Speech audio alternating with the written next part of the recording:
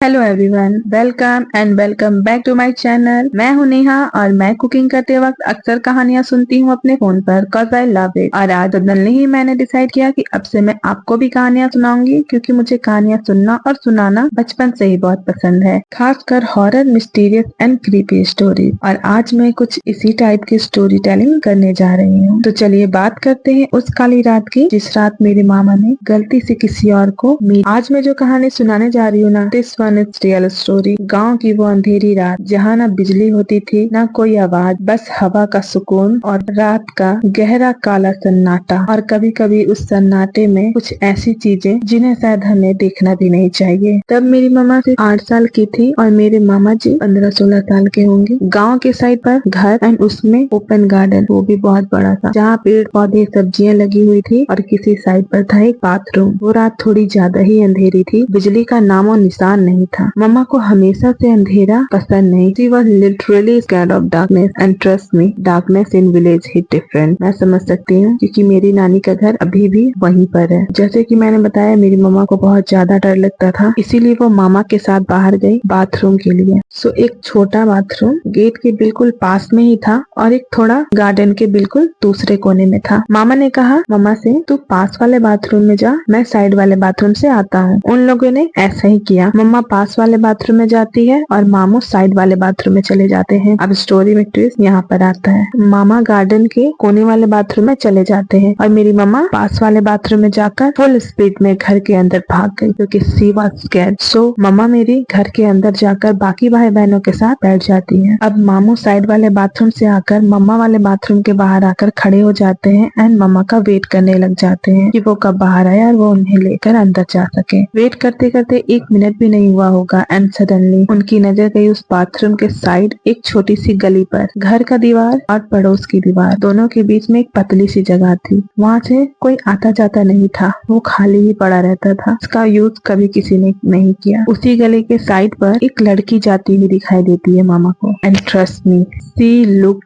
exactly same height, same size, just like my mom। Oh my God। नीचे skirt, ऊपर एक loose सा T shirt होगा। Shadow में चेहरा दिखाई नहीं दे रहा था और उसे देखते ही मेरे मामा ने आवाज दिया, अरे अजरुन, उधर कहाँ जा रही हो? अच्छा, माई मामा नेम इज अजरुन ना। इतना कहना था, उस लड़की या साया कह लो, whatever you want to say, उसने चलना बंद कर दिया भाई और धीरे से फेस मामा की तरफ करके खड़ी हो गई, पर चेहरा स्टिल नॉट विजिबल, बस एक आउटलाइन जैसा एन एम्प्टी शैडो। मामा को लगा मामा ही होंगी, शायद अंधेरे से डर गई है इसीलिए ऐसे खड़ी है। उन्होंने फिर से आवाज दिया, अजरुन चलो अंदर। Why are you standing there? क्यों ऐसे खड़ी हो तुम, चलो अंदर। पर वो लड़की 1 इंच भी नहीं हिली, बस सीधी खड़ी और मामा को देख रही है। अब कुछ सेकंड के बाद मामा इरिटेट हो गए। अब कुछ सेकंड के बाद मामा ने इरिटेट होते हुए सोचा, ये मेरी बात सुन क्यों नहीं रही है। एंड फिर उन्होंने इरिटेटेड वॉइस में थोड़ा लाउड बोला, चिल्लाया समझो, अजरुन। और भाई साहब, इस बार जो आवाज लगाई मामा ने, वो आवाज घर के अंदर तक गई और मम्मा ने अंदर से आवाज लगाई, हाँ भैया क्या हुआ? मम्मा की आवाज सुनकर मामू के तो पैरों तले जमीनी निकल गई।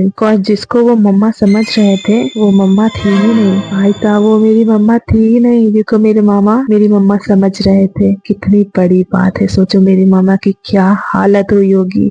जैसे ही मामा ने अम्मी की आवाज घर के अंदर से सुनी, मामा को समझ में आ गया कि कुछ तो गड़बड़ है। वो कुछ कर पाते इससे पहले उन्होंने नोटिस किया कि वो गली वाली एंटिटी मामा की तरफ चलने लग गई है। चलने लगी, पर उसको चलना नहीं बोलेंगे भाई, उसको चलना नहीं बोलेंगे, उसको ग्लाइड कर रही थी। वो पेट जमीन पर टच ही नहीं हो रहे थे। ऐसा लग रहा था मानो लाइक सी वाज फ्लोटिंग। मामा का तो खून पानी हो गया। जैसे तैसे करके उन्होंने सीधा घर की गेट की तरफ दौड़ लगाई और घर में जाकर गेट को जोर से धक्का मार बंद कर दिया। सारे सिबलिंग्स का ध्यान मामा पर और मामा का सारा रंग उड़ा हुआ था। 30 से 40 मिनट, लिटरली 30 से 40 मिनट तक उनके दिल की धड़कन शांत नहीं हो पा रही थी। वो इतने डर चुके थे कि पूछो ही मत। उन्होंने सबको बताया बाहर क्या हुआ, कैसे हुआ। उन्होंने कहा हम जिस लड़की को अजरन समझ रहे थे वो तो अजरन थी ही नहीं, तो कोई और थी। मम्मा, माओ एंड सारे सिबलिंग बहुत ज्यादा डर चुके थे क्योंकि घर में सिर्फ वो और उनकी दादी थी। उनके मम्मी पापा यानी कि मेरे नाना नानी घर पर थे ही नहीं। वो किसी शादी का फंक्शन अटेंड करने दूसरे गाँव गए हुए थे। रात भर सारे बहुत ज्यादा डरे हुए थे। उन्होंने जैसे तैसे करके सुबह किया, तब जाकर सब कुछ नॉर्मल हो पाया। अगली रात जब मम्मा बाथरूम गई तो अपनी माँ यानी मेरी नानी और अपनी दादी के साथ गई। वो डरती हुई उस गली के साइड देखती हैं और इस बार उन्हें लगता है उन्होंने भी भूत देख लिया। शी वॉज शाउटिंग लाइक, माँ वहाँ पर कोई है, माँ वहाँ पर कोई खड़ा है, मैं उधर नहीं जाऊंगी, वहाँ पर कोई खड़ा है। जब मम्मा की माँ और दादी टॉर्च जलाते हैं और वो देखते हैं कि वहाँ पर लकड़ियों का ढेर खड़ा किया हुआ है, जो मेरी 8 साल की छोटी सी मम्मा को भूत नजर आ रहा था।